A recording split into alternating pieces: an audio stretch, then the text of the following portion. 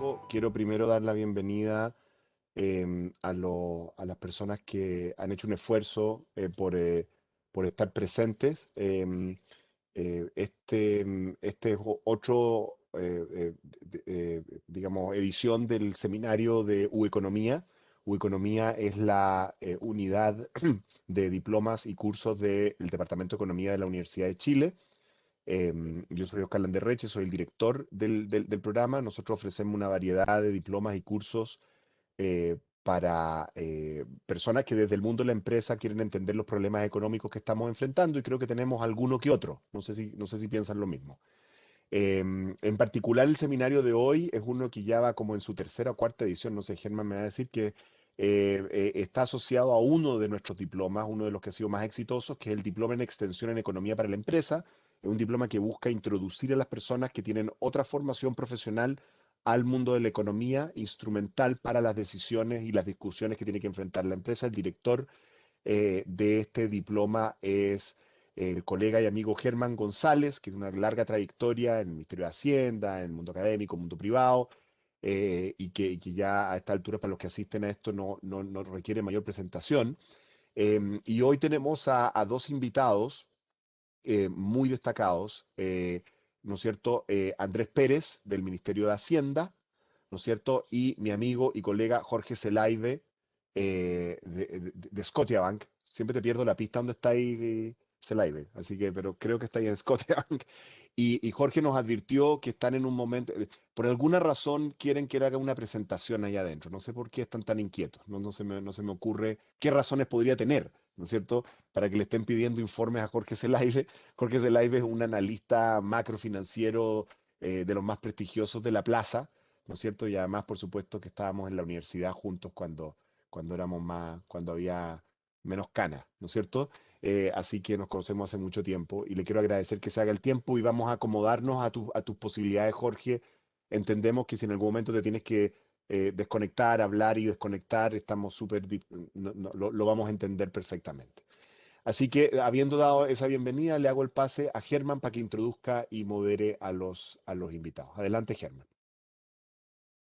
Bueno, muchas gracias, Oscar.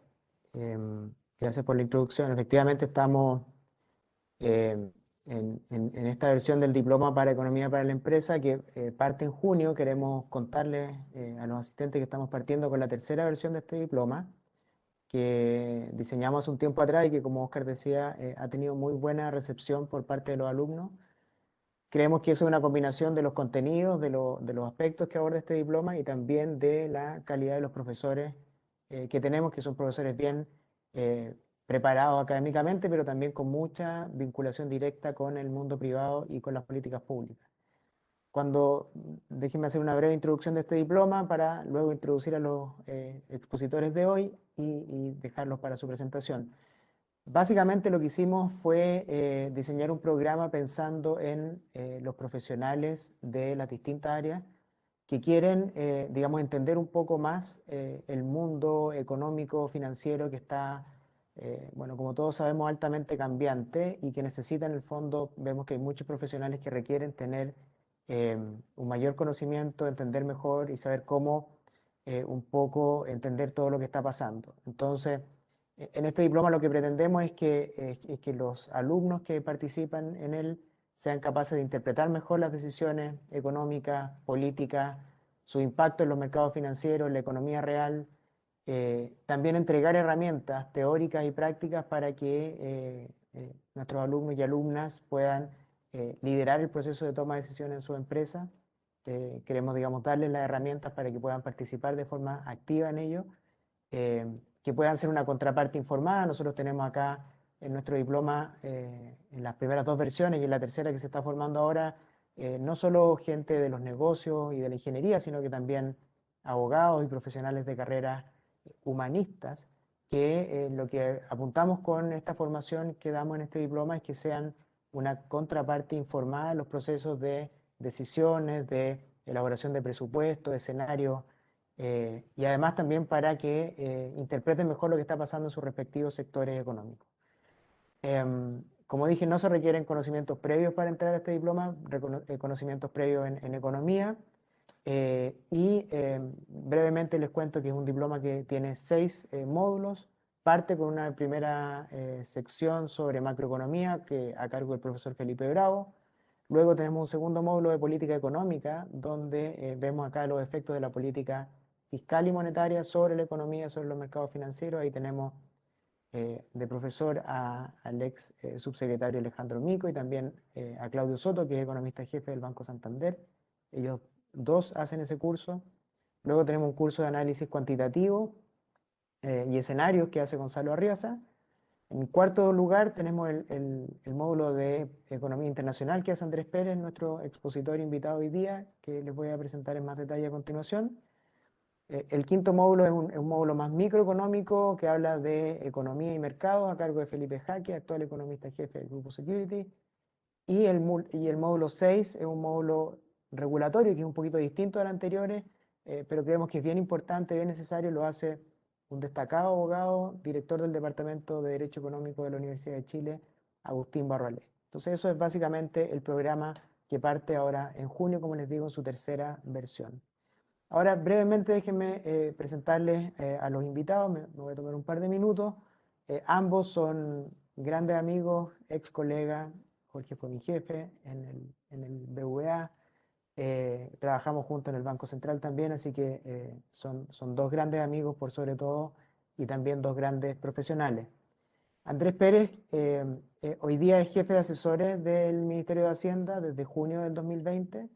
Ha sido coordinador de finanzas internacionales desde marzo del 2018 y en su rol, y esto un poco para que puedan sacar provecho después de la parte de preguntas, supervisa la Oficina de la Deuda Pública y la Unidad de Fondos Soberanos de Chile. Está a cargo del desarrollo de las finanzas sostenibles. Andrés, que es la persona que ha estado detrás de las emisiones de bonos verdes de Chile en los últimos años, entre otras cosas, y es responsable de llevar la relación con las instituciones financieras y con los foros económicos internacionales. Entonces, por ejemplo, Andrés tiene la relación directa con las agencias clasificadoras de riesgo y con los organismos internacionales, que me imagino que deben estar muy preocupadas por lo que está pasando en Chile y preguntando mucho y dándole mucho trabajo a Andrés en estos días. Ya hace mucho rato, por cierto. Andrés trabajó antes en el Banco Central, ha trabajado en el Banco Mundial, en el Banco de la Reserva Federal de Nueva York y también en el sector privado. Es licenciado en Economía en la Universidad de Chicago, donde también obtuvo un MBA y un máster en Políticas Públicas. También estudió en la London School of Economics y en la Pontificia Universidad Católica de Chile. Y es, por supuesto, profesor de nuestro diplomado en el módulo de Economía Internacional. Oye, Germán, Sí, dijiste que está a cargo de la deuda externa así chilena. es. O sea, es Así uno de es. los pocos, de las pocas personas que está trabajando en un sector que se está expandiendo fuertemente. Eso es lo que podemos decir. ¿Ah? Todo el Así resto es. de nuestros sectores se están achicando. El suyo, ¿ah? Así no, exactamente. A ver si ahí nos cuenta más de ese tema, Andrés. Eh, y Jorge Zelaibe, como dijo Oscar, es el economista jefe de Scotiabank Chile. Anteriormente fue economista jefe del BCI, ha sido economista de la Reserva Federal de Estados Unidos en Washington y economista senior y gerente de investigación económica del Departamento de Investigación del Banco Central de Chile. Ha sido director de BCI Corredores de Bolsa, miembro de la Comisión de Políticas Públicas de la Asociación de Bancos, editor de la revista Economía Chilena del Banco Central y miembro de la Comisión de Distorsiones de Precios, entre otras actividades.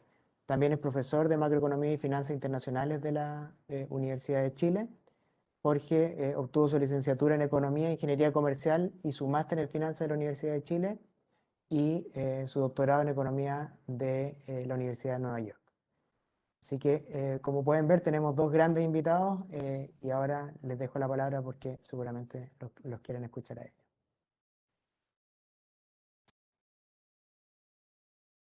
Gracias. Parto yo, don hermano, parte de don Jorge. Andrés, por favor, sí, adelante. Vale, perfecto. Creo que me tienen que dar privilegio. Para compartir, aquí está.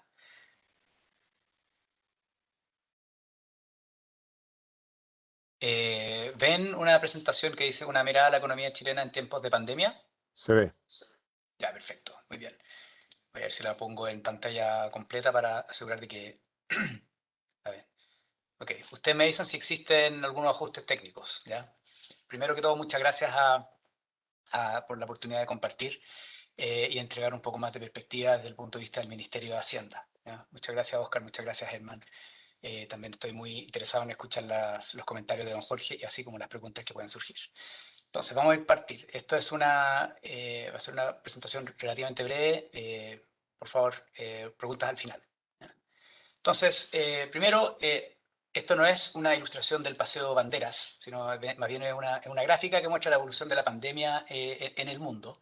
¿Ya? Entonces hay que recordar que el primer caso de COVID-19 fue detectado en China a principios de diciembre de 2019 y en Chile fue a principios de marzo del 2020. Entonces acá lo que quiero decir, la pandemia sigue azotando con fuerza al mundo y sigue siendo la principal fuente de incertidumbre. ¿Ya? Hay que fijarse un par de detalles acá, que América Latina es la sección en rojo, mantiene una porción mayor a lo que corresponde su participación de la población en el mundo. ¿Ya? Entonces, es decir, la pandemia sigue azotando con mayor fuerza a América Latina con respecto a otras regiones.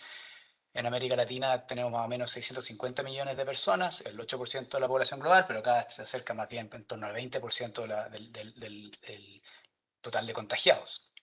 Por otro lado, vemos que la boca de celeste hacia el lado derecho del gráfico va aumentando con fuerza y eso más bien refleja la persistencia más bien la existencia de mutaciones y variantes del virus y esto en especial refleja el caso de India.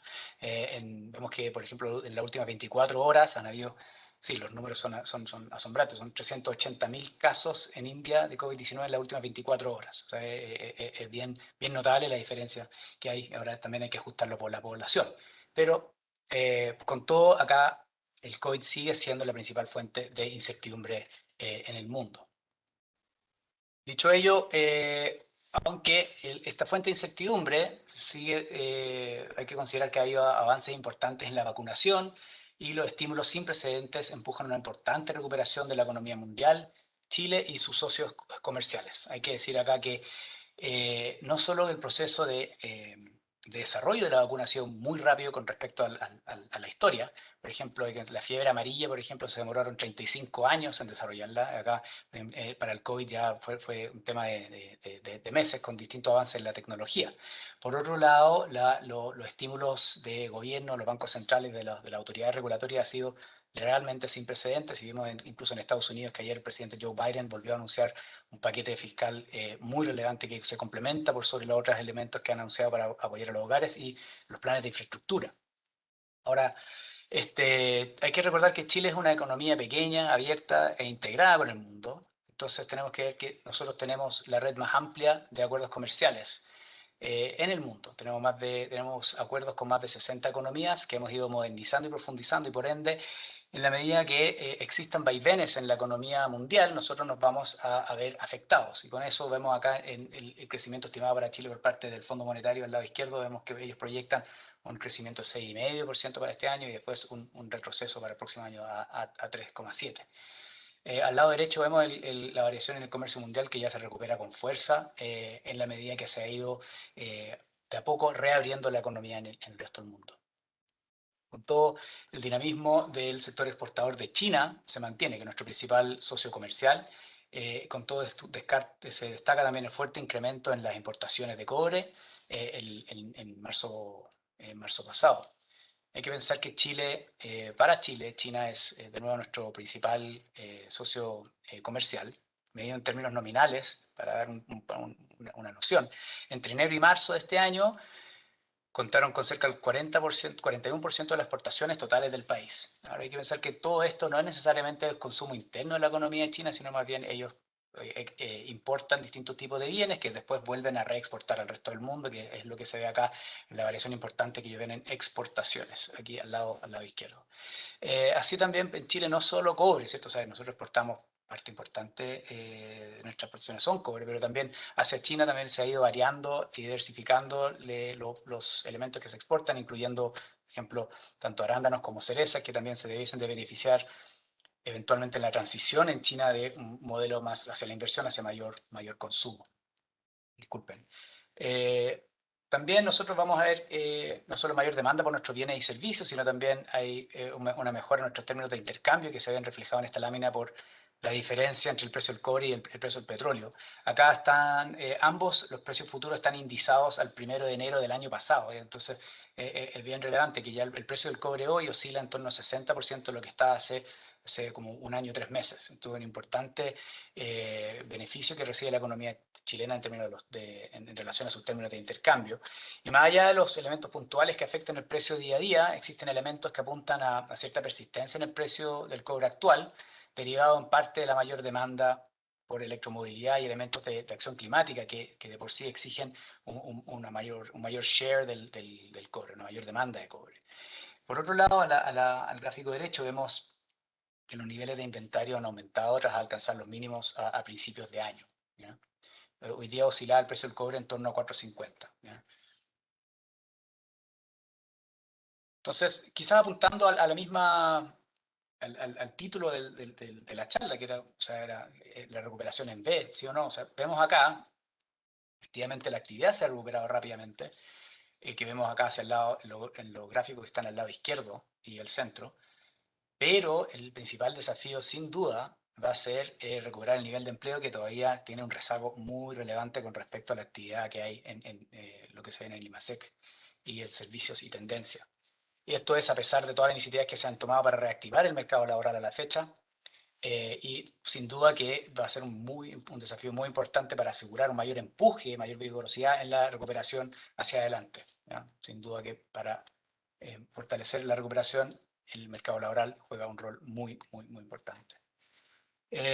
Por el lado de la política fiscal se ha priorizado avanzar en la ejecución del gasto, tanto gasto corriente como gasto en la inversión. La inversión pública, vemos acá que hacia el lado derecho el gasto capital ha ido aumentando en su variación real. Y también vemos al lado izquierdo que la ejecución acumulada a febrero con respecto a la ley aprobada ya es elevada con respecto a los registros históricos.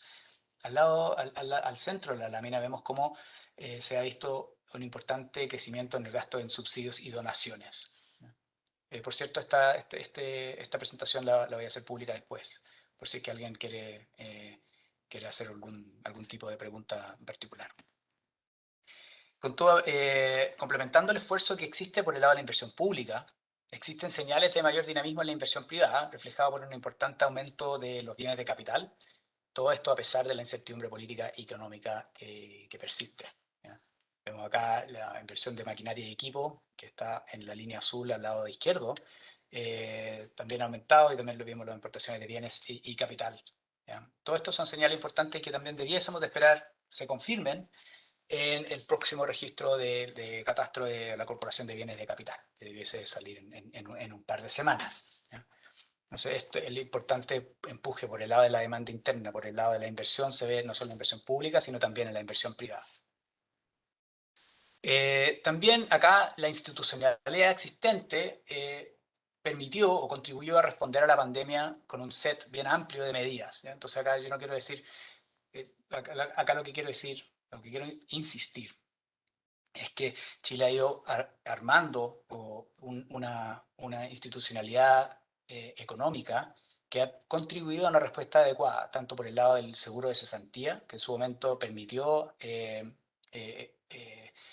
crear la Ley de Protección al Empleo, así como el FOGAPE, que permitió extender créditos con garantía estatal y así evitar una contracción mayor en la expansión del crédito, ¿ya? Y es importante cuidar esta institucionalidad, considerando que nos ha permitido no solo responder a tiempo, sino también prepararse para futuras crisis que eventualmente vendrán. Se ha hablado bastante de cuáles son los niveles de las transferencias directas que ha entregado el gobierno. Acá yo creo que acá quiero poner sobre la mesa datos concretos que existen sobre las transferencias directas sobre la línea para apoyar a los hogares desde el inicio de la pandemia, ¿ya? Esto incluye proyecciones de gasto hacia mediados de año, ¿ya? Entonces es importante decir, no todo esto se ha materializado a la fecha, sino estas son medidas desde marzo del año pasado hasta la fecha, de los cuales apuntan a gasto en torno a 16.000 millones a junio 2021, y la autoridad ha mostrado que estos apoyos se van a mantener en la medida que sea necesario continuar apoyando a los hogares hacia adelante. Siguiendo por el lado después está el lado de la inversión, también está el lado del consumo, la demanda interna. Entonces nosotros hemos visto un incremento muy significativo en los saldos vista, en las cuentas corrientes de los hogares, a nivel agregado, obviamente. Y esto no solo refleja las transferencias directas del fisco, sino también reflejan los retiros anticipados de los ahorros previsionales. Entonces es importante decirlo. Con todo esto debiese de apoyar un importante auge del consumo de una vez que se logra reabrir la economía en los próximos meses. ¿Ya? En relación al COVID en el escenario local, la positividad se estabiliza tras varias semanas con un importante confinamiento, lo cual se ve en la mitad de la pantalla, la mitad de la lámina. Y esto en un importante avance que existe en el proceso de vacunación, ¿cierto? O sea, más de un 50% de la población objetivo se encuentra vacunada con la primera dosis. Ahora, es evidente que estas medidas para mitigar una mayor propagación del virus van a tener un impacto sobre la actividad, pero también medidas más extremas para mitigar para la movilidad pueden tener un impacto menor después en el futuro, ¿cierto? O sea, esto puede asegurar que el costo tanto en medidas como en restricciones que sean aún más severas se limite. De nuevo, en relación al proceso de avance de vacunación, vemos acá que ha sido muy rápido. Tenemos cerca de 12 millones de vacunas entregadas en Chile, tanto en primera como segunda dosis. Y en términos, ¿cuál ha sido quizás la manera más evidente de ver cuál ha sido el efecto? Es que la edad promedio de los hospitalizados UCI por COVID en Chile ha ido cayendo de manera bien radical desde fines de marzo, que es cuando uno esperaría, ya se ve el efecto. Hay que recordar que el proceso de vacunación masiva empezó el 3 de febrero, que es donde está la línea roja, y después se supone que uno alcanza la máxima nivel de inoculación 14 días después de la segunda vacuna, en relación a la Sinovac. Entonces aquí ya vemos que la edad promedio ha ido cayendo sustancialmente desde fines de marzo. En relación a quizás mediano plazo, que es lo más importante, nosotros tenemos todavía desafíos en términos de fortalecer la institucionalidad fiscal. El Consejo Fiscal Autónomo entregó un informe con varias recomendaciones que nosotros tenemos pendientes a incorporar. Por cierto, la regla fiscal ha sido importante en términos de asegurar que se acumulen ahorros en tiempos de boom. Pero también es importante ver el lado de los pasivos, ¿ya? Entonces también es importante ver cómo se ve la estabilización de la deuda pública con un ancla de deuda neta, también incorporar cláusulas de escape o mecanismos de corrección tales como se han hecho casi que implícitos durante esta crisis. También se le ha solicitado al Consejo Fiscal Autónomo nuevos perfeccionamientos a la regla chilena actual que incorporan también ajustes en la metodología, ¿ya? Entonces estos son ajustes que tenemos pendientes en términos de robustecer la institucionalidad. Esto es un tema que mencionó Oscar. Efectivamente, la proyección de la deuda ha seguido aumentando. ¿Ya? La deuda bruta, es decir, esto no contempla los activos, los fondos soberanos que aún existen. Mirando hacia fines de este año, se estima que la deuda bruta va a alcanzar en torno al 33% del PIB. Y las proyecciones de la Dirección de Presupuestos apuntan a una estabilización en torno al 40% del PIB, que aún es bajo en el concierto internacional para los niveles de la misma clasificación, o sea, para países que tienen la misma clasificación. Sin embargo, lo que preocupa a la clasificadora de riesgo es más bien la tendencia al alza en esta proyección. Andrés, ese porcentaje del PIB es un PIB tendencial o es un PIB corriente? ¿Cuál es el PIB ahí? Porque el denominador y el numerador pueden estar Claro, sí, efectivamente esto es con respecto al PIB nominal del año proyectado, ¿cierto? O sea, entre el año 91 y el año 2020 son datos efectivos, y después el área más gris, que no estoy seguro si ustedes ven el área algo más gris, pero esas son proyecciones del nivel del PIB hacia adelante, ¿ya?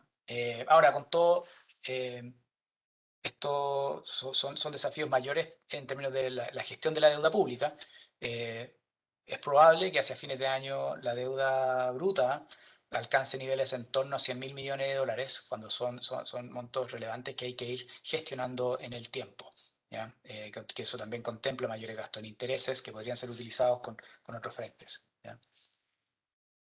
Para ir cerrando, yo creo que superada la pandemia, acá el desafío principal será recuperar la capacidad de crecimiento a largo plazo.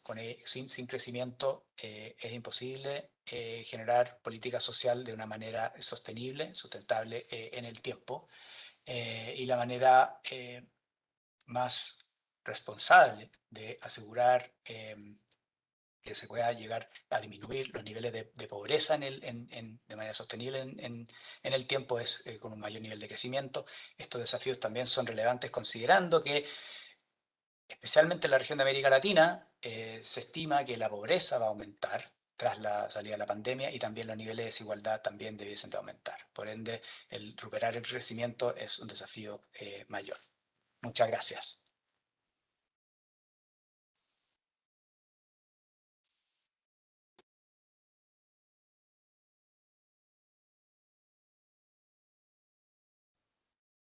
Listo. Jorge, ¿estás ahí? Sí. Sí, necesito eco, Eso, te tienen a que ver dar si me el... ayuda. Eso, ahí estamos. Ahí estamos, A dale. ver si esto a ver, lo que quiero partir, les quiero levantar algunas ideas fuerza que ando transmitiendo. Eh, Primero, yo creo que tiene una recuperación bastante superior en el consenso. Es cierto que estamos en un ambiente de bastante incertidumbre institucional, política, pero la verdad que Chile ha mostrado una capacidad bastante buena de recuperarse. No tengo tanta preocupación sobre cómo nos va a ir este año, el resto del año y probablemente parte importante del 2022. Probablemente las preocupaciones están más a mediano plazo. Y básicamente muchas cosas que mostró Andrés, por lo tanto me voy a apoyar en los mensajes que comentó Andrés. Estamos con una vacunación bastante avanzada. Aquí mi idea, y creo que es importante fijarse en el movimiento marginal más que en el stock, en este tipo de cosas. Hay cierta focalización de que la utilización de camas UCI está en el 97%, pero hay mucha gente que cree que esto tiene que llegar al cero o de llegar a 40. La verdad que no hay mejor política que utilizar los recursos en la medida en que están disponibles. No estoy diciendo que nos tengamos que mantener en esos límites.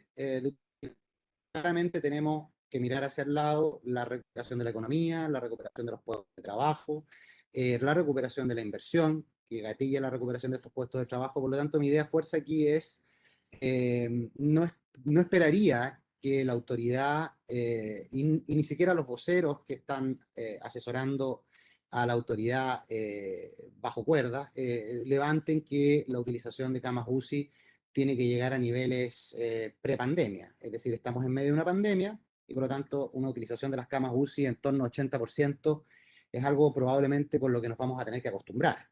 Y por lo tanto comenzar a abrir la economía de manera más intensa, a pesar de esos niveles de ocupación de las camas UCI, parece muy necesario.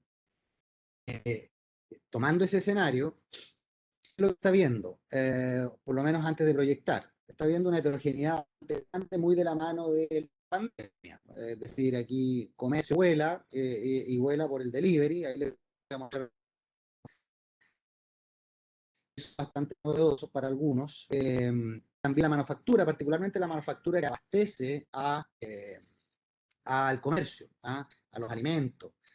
¿Y qué va más rezagado? Bueno, la construcción. La construcción va y viene con las medidas de cuarentena.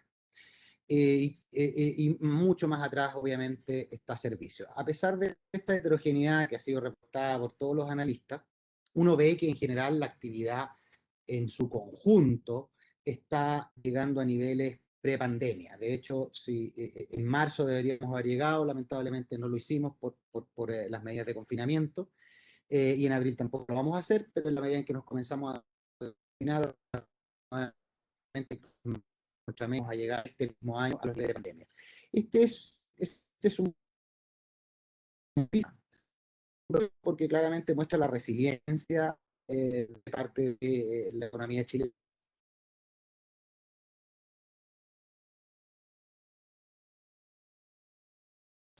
Aló, Para Jorge. recuperar el empleo. Entonces se genera esta dicotomía entre producto versus empleo. ¿Ah? Y claro, el argumento es que el empleo va por detrás, el empleo va más lento, que va a ser un proceso que está sometido a desafíos estructurales. Espero que me estén escuchando bien.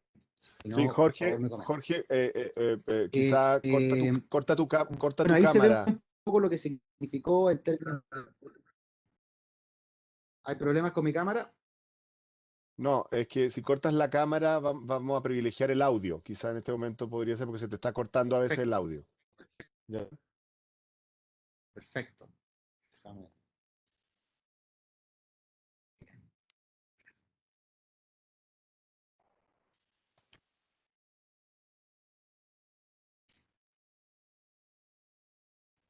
Dale. Entonces, básicamente lo que aquí ve es que estamos claramente en niveles muy cercanos a los niveles de producto pre-COVID.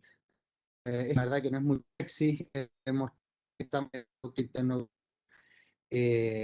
pre-COVID, incluso estallido, porque como les mencionaba, el enorme desafío va por el lado del mercado laboral. Ahora, ¿qué es lo que está haciendo el chileno promedio? El chileno promedio, en bien chileno, se lo está gastando todo. ¿Ah? Estamos con una dinámica, estos son datos, son big data que obtenemos afortunadamente de diversas fuentes. Lo que ustedes están viendo ahí son las compras con tarjeta de crédito y con tarjeta de débito, mucho más débito que crédito, la verdad. Muy fuerte empieza a mediados del año pasado y todavía se mantiene. Estamos creciendo en términos de compra, la gente está con niveles de compra muy altos, marcadamente superiores a los que habíamos visto en años anteriores. No les sorprenda que en marzo, no les debería sorprender que en marzo, y les voy a mostrar, lo más probable es que las ventas del comercio en marzo, en medio de la pandemia, hayan crecido cerca de un 30% año contra año. ¿Ah? Eh, lo que no solo tiene que ver con bases, sino que como ustedes están viendo ahí, son niveles muy superiores. ¿Y en qué se está gastando? Por supuesto, se está gastando en compras de supermercado, lo que ustedes ven a mano derecha, se está gastando bastante menos en combustible, llamativamente se está gastando bastante menos en remedios. Y esto tiene que ver cuando uno va a ver los datos y la big data de esto, la verdad que la gente, todos nosotros hemos estado focalizando nuestro gasto en otro tipo de remedio. La verdad que la gente o no se está enfermando o se está medicando menos de otro tipo de medicamentos. Ha bajado mucho la venta de medicamentos contra el resfrío común. Hay una baja muy fuerte en lo que son otros ítems dentro de la farmacia. Obviamente que en restaurantes no estamos haciendo mucho. En department stores, estas son las famosas de siempre, Falabella, Ripley, ellos están también sometidos a este crecimiento en la compra de bienes durables. Ya no es supermercado, aquí son bienes durables y se siente muy fuerte también esa dinámica. ¿Ah? Obviamente la gente no está gastando mucho en turismo, no está gastando mucho en restaurantes, como ustedes ven ahí. La liquidez, y aquí yo les quiero dar un dato adicional al que mencionaba Andrés. Efectivamente, la liquidez en las cuentas corrientes y en las cuentas vistas es bien llamativa, pero para muchos esto le puede parecer una crítica. Oye, pero ¿cómo puede ser que la liquidez esté tan alta en las cuentas corrientes y en las cuentas vistas? En la cuenta corriente tenemos gente que puede tener ingresos del 1% más rico y también del 1% más pobre. Vamos a ver las cuentas RUT, porque claramente el 1% más rico no tiene cuentas RUT. Ahí cuando uno ve las cuentas RUT, la verdad que el incremento, la liquidez en las cuentas RUT es abismal. ¿Ah? Y obviamente que eso es un tema con un segmento de personas que están con una propensión marginal mayor a consumir, es un elemento que puede gatillar. Esto se va a gatillar en consumo, por supuesto, puede ser consumo ahora, o puede ser más, puede ser ahorro precautorio, por supuesto, que pueden ser medidas de ahorro precautorio, pero lo que sí es evidente y que por lo menos soportan los datos es que hay una liquidez bastante abundante en segmentos socioeconómicos más bajos.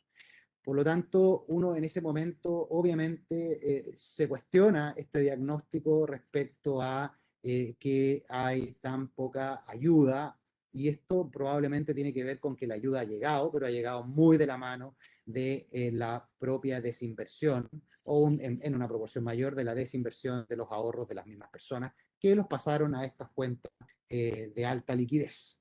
¿Ah? La utilización de tarjeta de crédito está comenzando paulatinamente a recuperarse.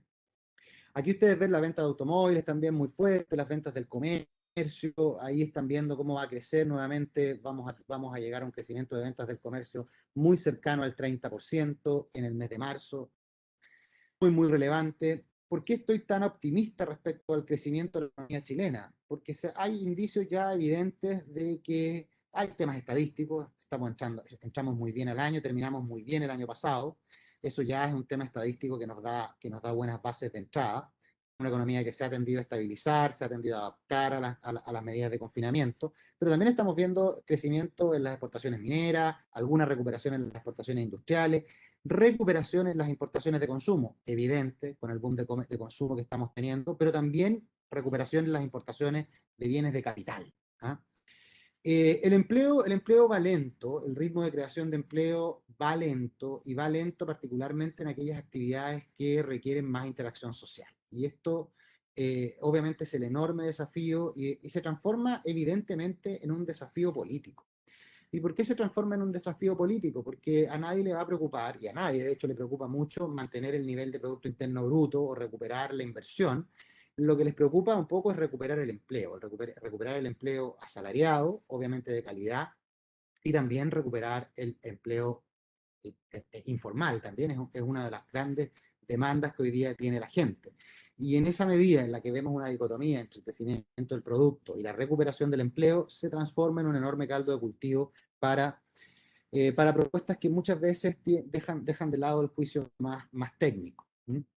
El ingreso laboral está paulatinamente recuperándose de la mano de la recuperación que hemos visto en el empleo. Tenemos todavía 1 millón de empleos por recuperar. Se habla mucho de 1 millón de empleos por recuperar, pero también tenemos que acordarnos que tenemos que entregarle empleo a las 250.000 personas que entran vegetativamente a la fuerza laboral todos los años.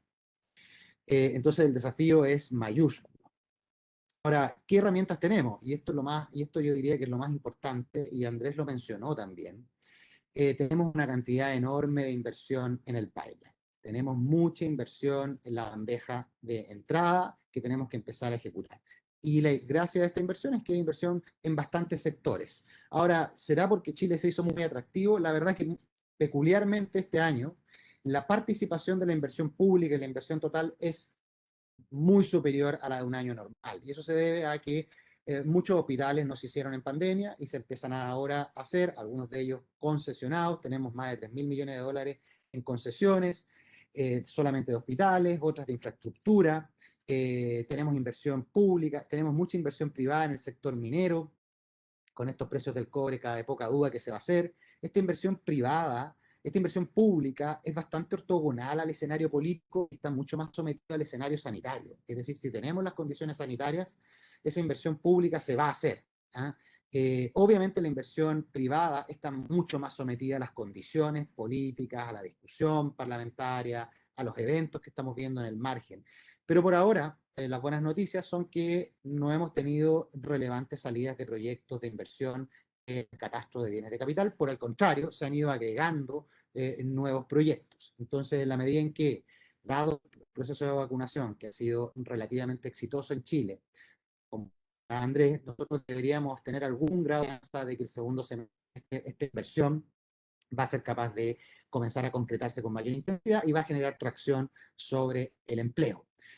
Y como les decía, las mayores incertidumbres hoy día para la inversión privada están vinculadas a la incertidumbre política, la incertidumbre de la pandemia y las consecuencias económicas, pero en general las condiciones están ahí, la cantidad de inversión que tenemos está ahí, y es cosa de que esa por lo menos es nuestra previsión, que se den las condiciones sanitarias para que se comience a concretar, especialmente la inversión pública, que es como lo que estoy mostrándole ahí, el crecimiento de la inversión pública, y dado que no se realizó el 2020, es bastante importante este año.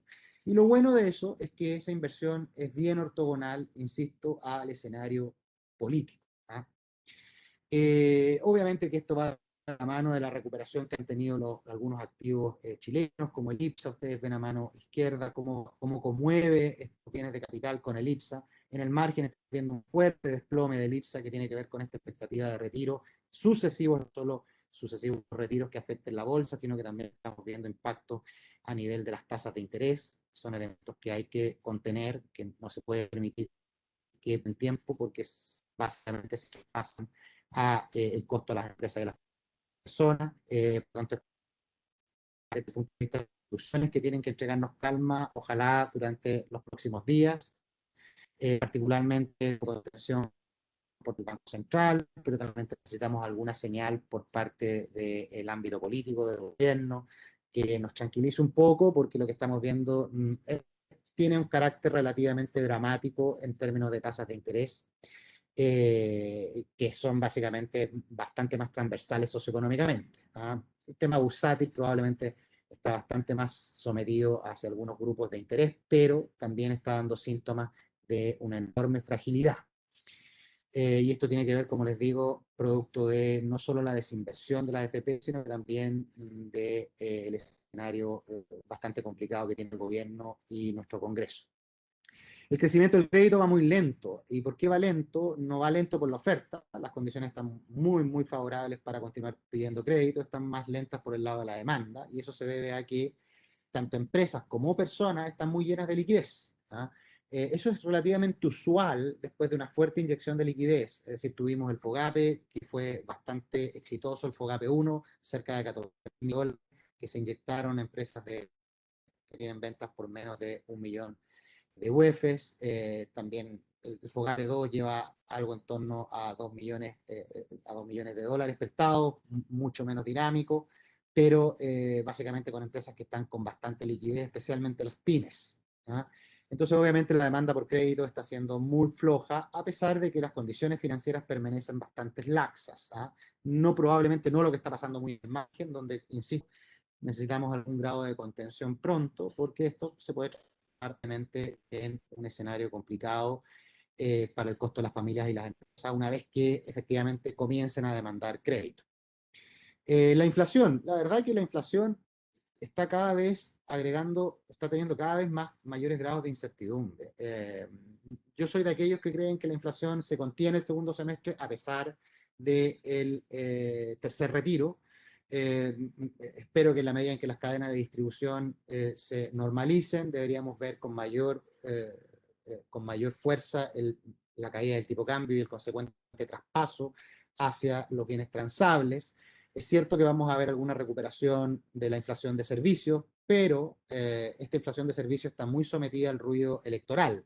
Y de hecho, me lo confirma el día de ayer la aprobación en la Cámara de Constitución y pasada la Cámara de Constitución de la Cámara de Diputados y pasada a sala de una propuesta indicativa para rebajar el IVA a los servicios esenciales, que en mi estimación tendría una incidencia superior a un punto porcentual en la inflación en el momento de que se muy probablemente en el corto plazo, si es que llega a aprobarse en las condiciones en que está hoy día aprobándose. Por lo tanto, tenemos bastante incertidumbre inflacionaria. Yo creo que es bueno trabajar con el escenario que se vio durante el primer y segundo retiro respecto a que la inflación va a continuar fuerte. Yo tengo una visión distinta respecto a la que ha planteado el Banco Central. Mi visión es que la inflación tiene algunos riesgos más de sorprendernos a la baja durante el segundo semestre que sorprendernos al alza. Y consecuentemente estoy esperando un Banco Central que comience el proceso de normalización sin ningún apuro, diciembre, enero del próximo año, diciembre de este año, enero del próximo año, a un ritmo bastante pausado, que es un poco lo que estoy plasmando acá.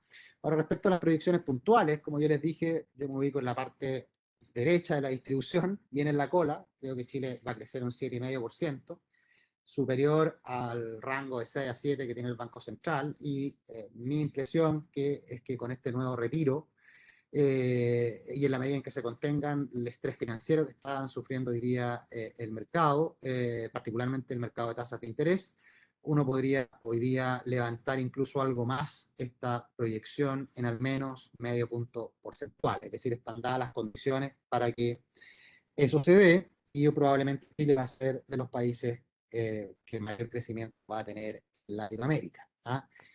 Y aquí lo dejar un poco para que podamos interactuar en la ronda de preguntas. Perfecto. Muchas gracias, Jorge. Muy interesante. Em, a ver, algunas preguntas que recogí de algunas cosas que me mandaron por interno y también en público, distintas personas. Em, el tema con el trabajo, ¿no es cierto? Hay varias preguntas relacionadas con el tema del trabajo y en el fondo que podamos todos entender cuáles son las causas. O sea, algunos sospechan en esto de que, o sea, si tomamos face value la recuperación del producto, pero sin recuperación del trabajo, puede haber varias hipótesis. Una es la informalidad, ¿no es cierto? Es muy posible eso le conviene al empleador en este momento para dejarse espacios abiertos, ¿no es cierto? La informalidad es una. Otra posibilidad es que haya un cambio de sectores, o sea que en el fondo lo que se está recuperando es sectores poco intensivos en trabajo, que la minería sería la máxima expresión de eso, ¿no es cierto? Todos sabemos que la minería es poco intensiva en trabajo, ¿no? Y la otra es cambio tecnológico dentro de sectores, ¿no es cierto? Que en el fondo esto de los delivery o qué sé yo, al final reducen la cantidad de trabajo necesaria en sectores tradicionalmente intensivos. Y no sé cuál es la visión de los tres, ¿ah? Ahí ya Germán también tiene una visión respecto de cuál es la mezcla que se está produciendo, qué es lo que está predominando. No sé si tiene algo, de repente Germán podría agarrar esto, a ver qué piensa. Bueno, yo creo que, a ver, yo creo que el driver principal acá está siendo la restricción a la movilidad en el tema del empleo.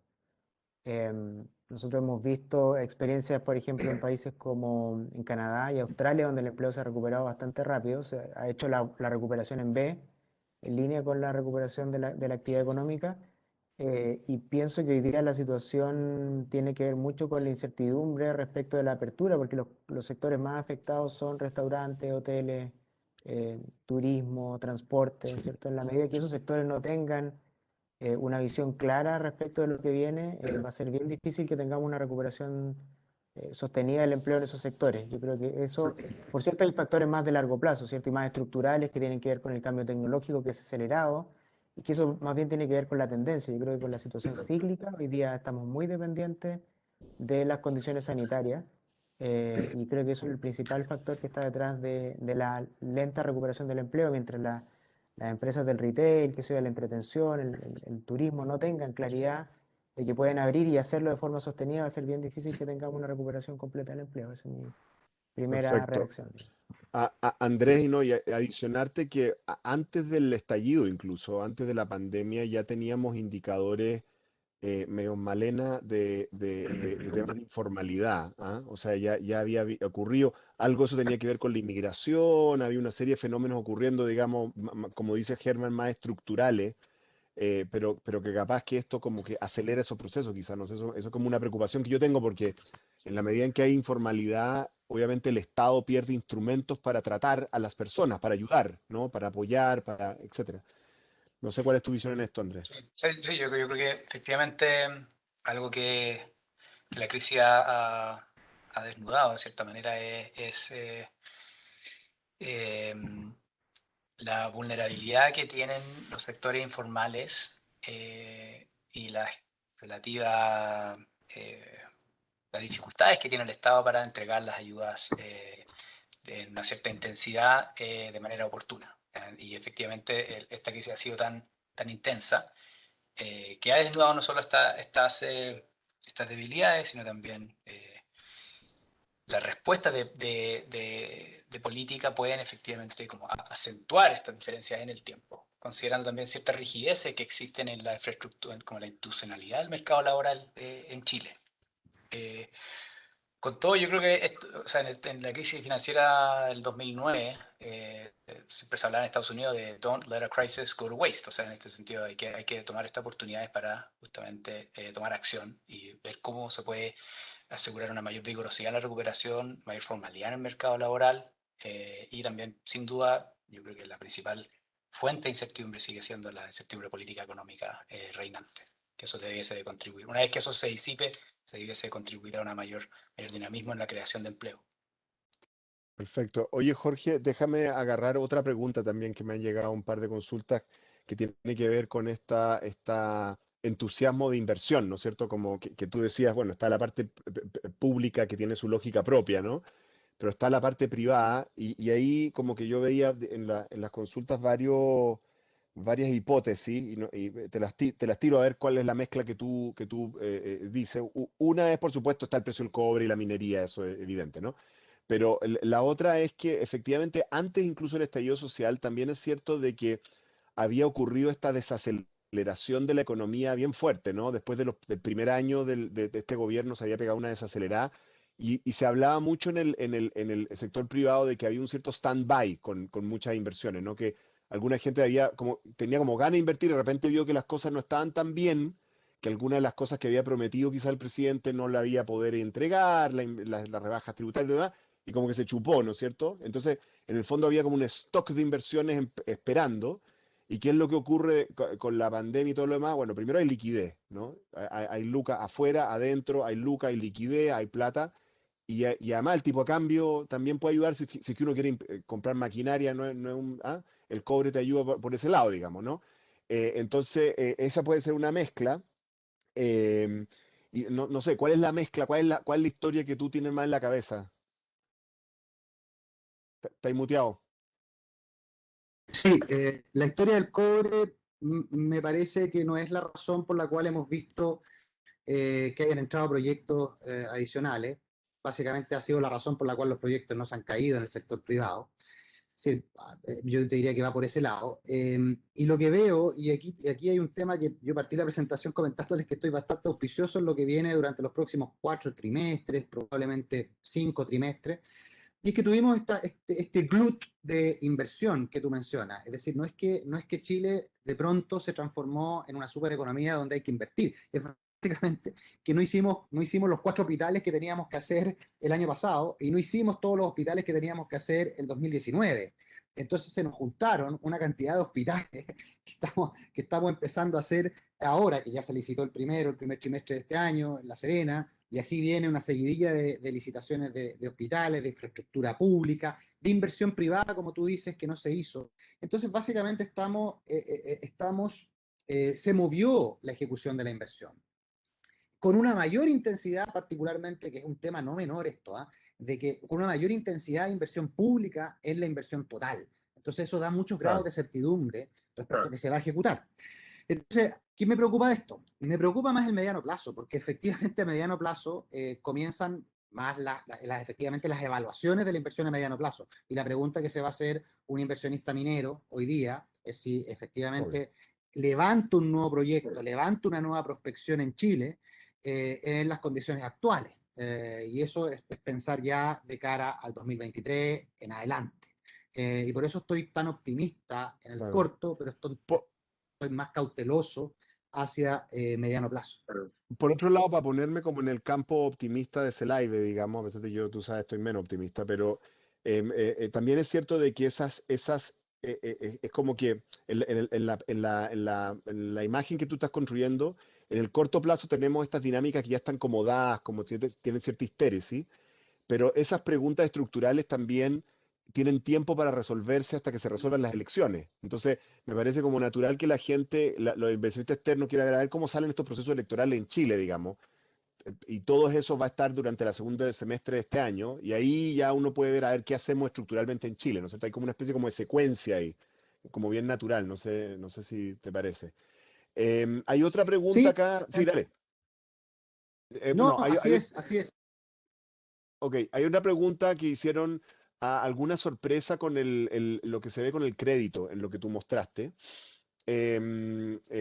Digamos, bastante sorpresa dado todas las facilidades de liquidez, FOGAPE, etcétera, como todos los apalancamientos. Claro, tú explicas que, claro, si la gente está guardando en su propia liquidez, ¿para qué va a pedir crédito? Digamos, un poco, esa es como la cuestión, ¿no? Lógicamente. Pero igual hay como sorpresa de no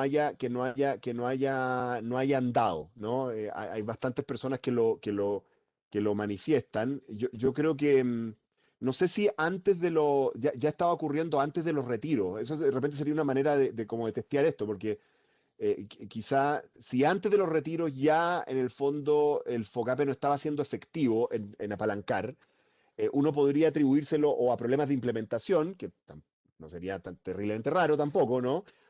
O a más bien no apetito por crédito, ¿no es cierto? Y si en realidad esto de que el crédito se frena es post-retiros, en el fondo hay una sustitución por efecto liquidez. Yo no sé si tenéis visión ahí o si esto es más bien una pregunta. Sí, tenemos. Mira, Chile por primera vez en su historia, y esto no pasó en la crisis subprime, el crédito fue contracíclico, el crédito privado. Claro. Privado emergente o subdesarrollada. Chile esta vez se comportó como se comportó Estados Unidos en la crisis subprime actual, cómo se comportó Japón, cómo se comportó Europa. Es decir, nosotros comenzamos a entregar muy temprano, antes de todas las empresas, a todas las corporaciones, y luego viene se acelera un más un crédito comercial creciendo a mitad, del año pasado, y luego de que termina el FOGAPE, que fue, yo diría que FOGAPE tenía como objetivo 24.000 millones de dólares, FOGAPE 1, pagando 14.000, 15.000 millones de dólares. Y todos los bancos tuvieron una altura y fue bastante fuerte la inyección de liquidez. Lo que está pasando ahora, y un poco el tema que es también lo mismo que le pasó a Estados Unidos y a Europa después de la crisis subprime, que se comienza a dar que la economía comienza a recuperarse, por lo tanto hay crecimiento años contra años en la economía, pero hay una contracción año contra año en el crédito, Claro. hasta que nuevamente comienzan a Como reunirse que se estas nivelan. dos variables que en términos exactamente, que cointegran al final, es decir, están tan juntitas esas variables, se mueven juntitas. Entonces es normal lo que está pasando, por eso yo les mencionaba que deberíamos ver hacia fines de este año, en la medida en que no tengamos un nuevo, un cuarto, un quinto, un sexto retiro, deberíamos ver que el crédito a personas se comienza a recuperar, pero no por oferta, por demanda. Perfecto. Se comienza a recuperar y también el crédito a empresas. Qué delicia encontrar una manera de meter la palabra cointegra en la respuesta, me parece muy bien. Bien, Jorge. André, una pregunta respecto de la deuda externa, no te vayas a escapar sin eso. ¿No es cierto? O sea, eh, hay bastante alarma en el mundo público que no mira estas cifras, digamos, pero que tiene posición respecto de cómo, o sea, para decirlo en buen chileno, digamos, la gente más de centro derecha o del mundo empresarial, pero que no revisa las cifras, está con los pelos de punta, digamos, si es que les quedan, ¿no? Por el tema de la deuda. Francamente, las cifras que tú muestras no son para tirarse los pelos. O sea, está bien, hay una aceleración evidente, pero bueno, estamos pasando por una de las mayores crisis en un siglo, digamos, no creo que íbamos a pasar sin aumentar la deuda. No muestras un escenario tan terrible en términos de deuda, para serte súper sincero, y eso que estabas mostrando los números brutos, digamos. O sea, si me empezáis a restar los fondos y todo tipo de fondos que tenemos medio escondidos por aquí, escondidos por allá, con distintos nombres, la posición neta puede ser bastante buena, digamos, o sea, todavía, ¿no? Entonces, no sé cuál es tu visión de esto, digamos. Quizá no deberías haber mostrado el gráfico, te voy a decir. Bueno, en fin. Eh, Efectivamente existe preocupación por los niveles crecientes de deuda, ya sea en términos nominales como porcentaje del PIB. Esto se ve acentuado, más bien reflejado por los ajustes en la clasificación de riesgo que han realizado Claro. las distintas clasificadoras, que dependiendo de la clasificadora ya hemos llegado o vuelto a los niveles de clasificación que teníamos hace 15 años. ¿Ya? Entonces es un retroceso relevante. Sin embargo, los impactos en términos de los costos de financiamiento del fisco no se han visto mayormente afectados por esta trayectoria a la fecha. Yo creo que en lo reciente esto está algo mitigado por la enorme respuesta de estímulo monetario que existe en el mundo. O sea, es bien Claro. relevante que a pesar el ruido por el tercer retiro, por ejemplo, quizás ya está internalizado en los mercados, pero no hemos visto mayores cambios en los premios por riesgo reflejados, por ejemplo, por los CDS que tiene Chile en los últimos días. Sí, es cierto, como dice Jorge, que las tasas en el mercado local han aumentado significativamente desde el viernes pasado, pero sí, es cierto. Ahora, si nos debiese preocupar, yo creo que sí nos tiene que preocupar, y lo que preocupa es justamente el hecho que llevamos varios años con déficit fiscales, ya sea efectivo o estructural, ya sobre la mesa. O sea, ya, entonces, en algún momento... Claro, lo que me pasa a mí, Jorge, es que como que tratando de unir lo que dice, perdón, Andrés, Jorge contigo, digamos, es como la idea de, yo estoy evaluando si invierto en Chile, ¿no es cierto? Y digo, bueno, mira, Chile tiene todos estos líos, tiene una crisis política y tiene una crisis de credibilidad institucional y lo demás, y sí, le están cambiando las condiciones y la cuestión, ya, pero viene el analista y te dice, ya, pero mira las cifras de estos cabros en términos de capacidad de endeudamiento del Estado, este es un país solvente, digamos, ¿ya? Entonces, claro, puede que se chasconee un poco, digamos, pero ya, no es para tanto, digamos. O sea, como que siento de que esa cifra está apalancando un poco lo que muestra Jorge, ¿no?